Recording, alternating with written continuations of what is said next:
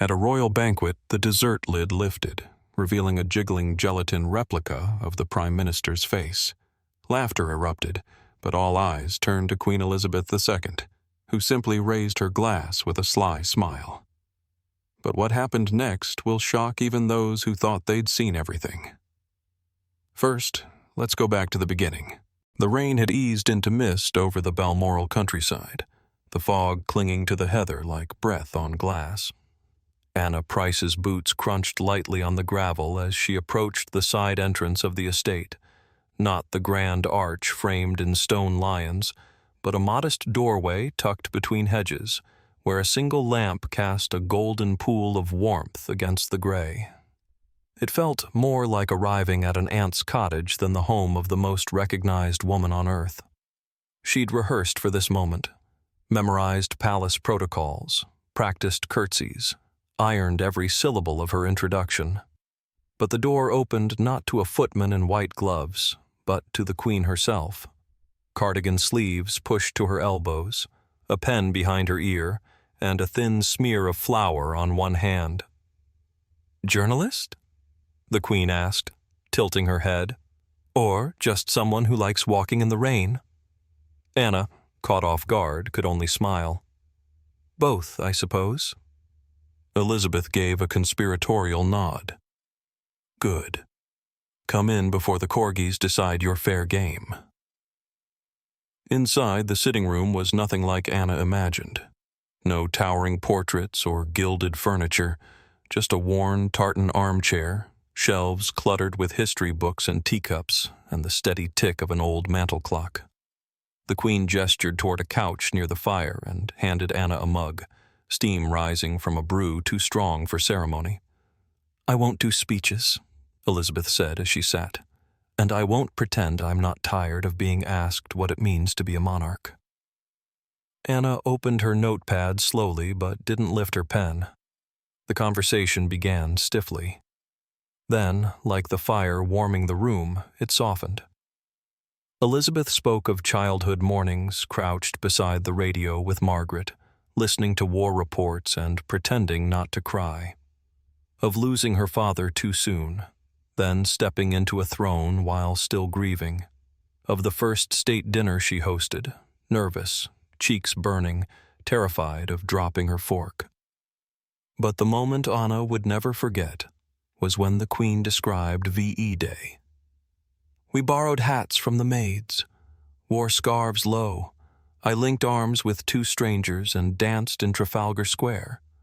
I wasn't a queen. I was just a girl." For 2 hours, the crown melted away. In its place was a woman, funny, sharp, vulnerable, undeniably human. When Anna stood to leave, she offered her thanks. The Queen simply waved her hand and said, "We all need to be off script sometimes, don't we?" As the mist thickened outside, Anna didn't just walk away with a story.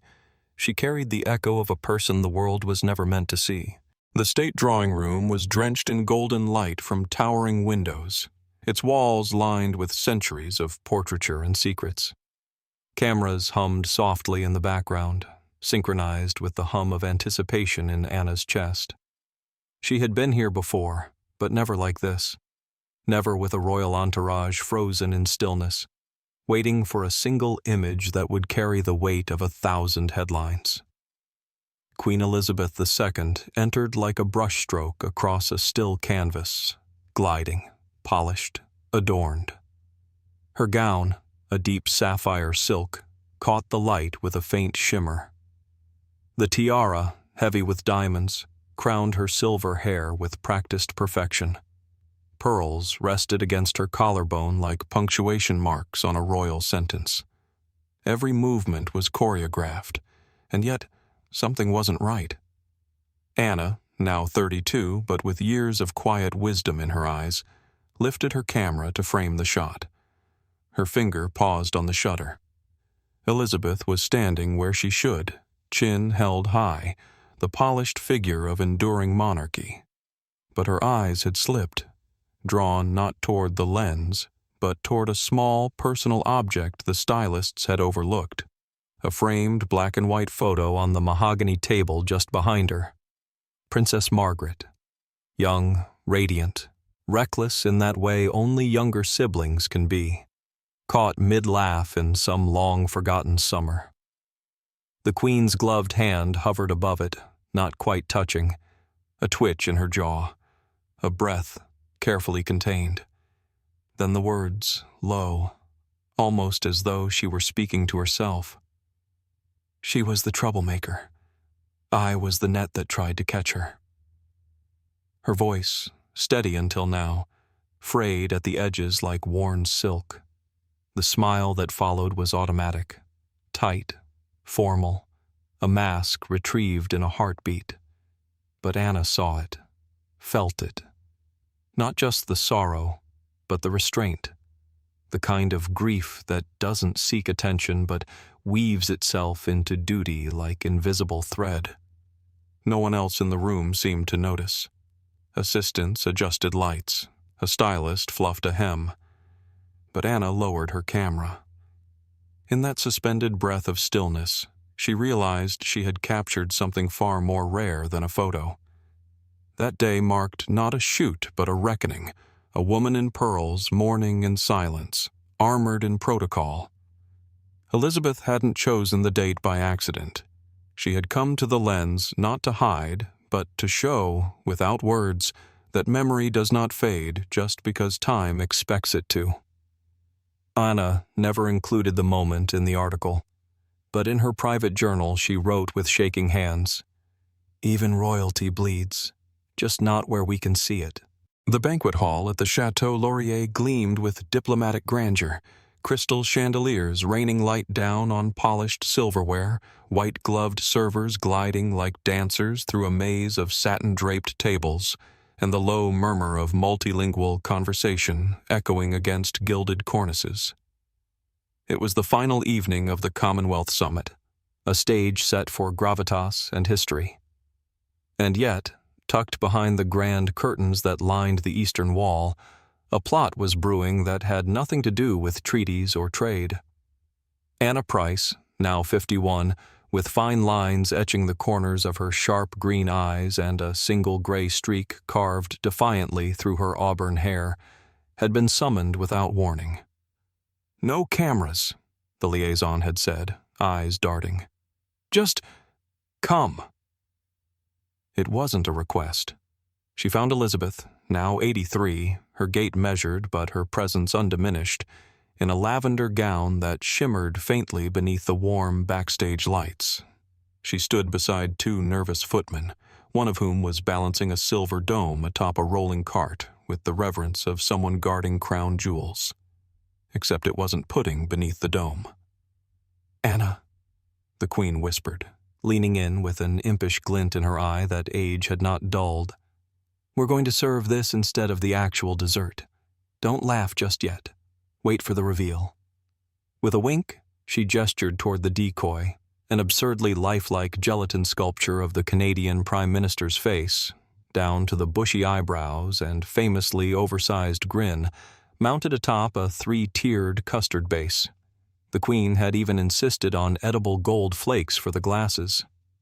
"It's the 1st of April, after all," she added, voice feather-light with mischief, "and the world forgets that monarchs are allowed to laugh." The moment came quickly. As the footman wheeled the cart into the main hall and unveiled the dessert with a theatrical flourish, the room fell into stunned silence, then erupted. Dignitaries from across the globe leaned back, wheezing with laughter. The Prime Minister clapped his hands and shouted across the room, "You've got me good, ma'am!" The Queen simply raised her glass, unbothered and glowing. And Anna, caught between laughter and awe, understood. This wasn't defiance. It was a sovereign's quiet rebellion against the weight of expectation. The woman who once spoke of loneliness in rooms filled with thousands had chosen, yet again, to meet the world not just with duty, but with delight. Later, alone in her hotel room, Anna wept, not from sadness, but from reverence. Elizabeth had worn a crown, carried a nation, buried family, endured scrutiny, But tonight, she had chosen joy, chosen levity, chosen life. And in doing so, she reminded everyone that humanity, even when wrapped in velvet and protocol, still breathes just beneath the surface. The morning was unusually still when the envelope arrived. There was no courier, no knock, no dramatic delivery, just a soft rustle as it slid through the letterbox and landed, with improbable weight, on the parquet floor of Anna Price's home. It was cream-colored, thick with embossed edges, and sealed in scarlet wax marked with the unmistakable royal insignia: the lion, the unicorn, the crown. Below it, in simple cursive, "To be delivered upon my death." Anna stared at it for minutes before picking it up. Her fingers, now thinner than in her reporting days, trembled slightly, not from age, but from knowing. The seal cracked open with a reluctant sigh. Inside was a single sheet of fine stationery, inked in a familiar slant, the same hand that had once scribbled edits on state documents and holiday cards alike, the same hand that had shaken world leaders' hands by day and fed biscuits to dogs by night. "Dear Anna, you once asked who I really was. I wasn't always sure myself, but I knew this. Sometimes duty is the stage, but laughter is the spotlight. Thank you for seeing the curtain lift." Anna pressed the page to her chest and closed her eyes. The world outside was thick with tributes. Black banners hung heavy over government buildings. Foreign dignitaries queued for flights. Endless broadcasts cycled footage of ceremonies, salutes, and state regalia. Commentators spoke of legacy, lineage, and the turning of an era. But none of them knew the woman who'd once whispered a prank behind a velvet curtain, who'd quietly mourned a sister behind a forced smile, who'd once welcomed a nervous journalist into her sitting room with chipped china and corgi warnings. Anna didn't cry at the footage, but she did cry at the memory of that voice, that glint, that precise kind of mischief that never tried to upstage the world, only to remind it that even under a crown, a heartbeat thumped. Weeks later, Anna published her final work. It wasn't the biography she'd once pitched to publishers. It wasn't a history book or a royal tell-all. It was a memoir titled The Mischievous Queen, A Life Between the Lines. It carried no scandal, no state secrets, no palace gossip, only small truths.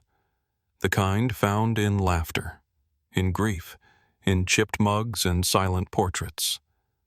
And in the first pages, printed beneath the dedication, were the Queen's final words. A whisper on parchment, a curtain lifted.